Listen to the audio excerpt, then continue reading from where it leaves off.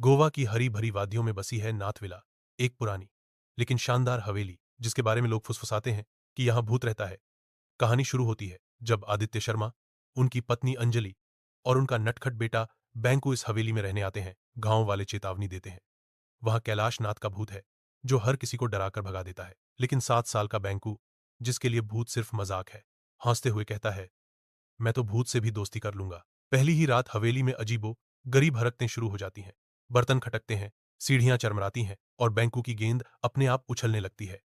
डर के मारे आदित्य और अंजलि घबरा जाते हैं, लेकिन बैंकू को एक बूढ़ा गुस्सैल भूत दिखता है, कैलाशनाथ, जिसे वह भूतनाथ बुलाता है। भूतनाथ हवेली को अपना समझता है और नए मेहमानों को भगाने की ठान लेता है, लेकिन बैंकू का बिंदास अंदाज उसे हैरान कर देता है। जब भूतनाथ बैंकू को डराने के लिए भूतिया आवाज निकालता है, बैंकू हंसते हुए कहता है, अंकल, आपकी आवाज तो मेरे डैडी के खर्राटों से भी फनी है। धीरे धीरे भूतनाथ और बैंकू में दोस्ती हो जाती है, जो हंसी और छोटे मोटे डरावने करतबों से भरी है।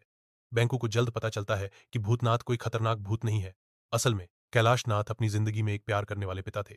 उनके बेटे विजय ने पैसों के लिए नाथ विला बेच दिया, जिसका सदमा कैलाश सह न सके, और उनकी आत्मा हवेली में भटकने लगी। भूतनाथ का गुस्सा दरअसल अपने बेटे से बिछड़ने का गम है। बैंकू, जो अब भूतनाथ को अपना बेस्ट फ्रेंड मानता है, ठान लेता है कि वह भूतनाथ को उसके बेटे से मिलवाएगा।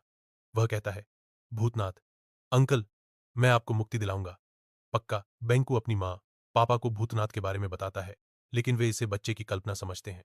फिर भी बैंकू और भूतनाथ मिलकर मिशन शुरू करते हैं। इस बीच कई मजेदार सीन होते हैं। भूतनाथ स्कूल में बैंकू के साथ शरारत करता है, शिक्षक को डराकर भगा देता है और अंजलि के सामने बर्तनों को हवा में उड़ाता है। एक बार तो भूतनाथ गलती से डिनर टेबल पर दिख जाता है और आदित्य चिल्लाते हुए कुर्सी से गिर पड़ते हैं। लेकिन असली चुनौती तब आती है जब बैंकू विजय को ढूंढता है, जो अब विदेश में एक बड़ा बिजनेसमैन है और अपने पिता को भूल चुका है। बैंकू की जिद और भूतनाथ की भूतिया चालों से विजय आखिरकार नाथविला लौटता है। एक दिल को छू लेने वाले सीन में भूतनाथ अपने बेटे से मिलता है, उसे माफ करता है और कहता है, बेटा, मैंने हमेशा तुझसे प्यार किया।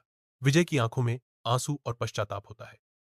भूतनाथ की आत्मा को शांति मिलती है और वह बैंकू को अलविदा कहकर चला जाता है। बैंकू उदास होकर कहता है, भूतनाथ अंकल, आप मेरे बेस्ट फ्रेंड थे। हवेली अब भूतिया नहीं रहती, लेकिन भूतनाथ की मस्ती और प्यार की यादें हमेशा रहती हैं। इस हौसते डरते भूतिया सफर को लाइक करें, अपने दोस्तों के साथ शेयर करें और कमेंट में बताएं कि क्या आप भूतनाथ जैसे मजेदार भूत से मिलना चाहेंगे। चैनल को सब्सक्राइब करें और ऐसी ही मजेदार कहानियां पाएं।